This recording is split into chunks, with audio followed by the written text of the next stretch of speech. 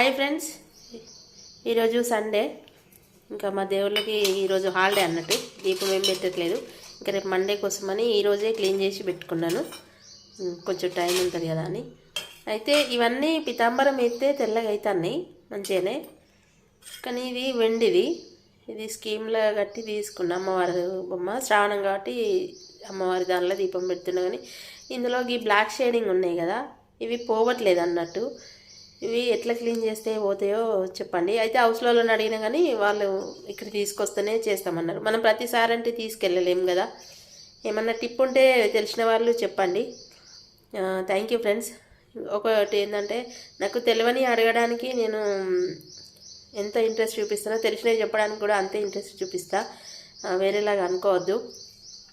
మీకు తెలిసిన వాళ్ళు ఇది చెప్పండి.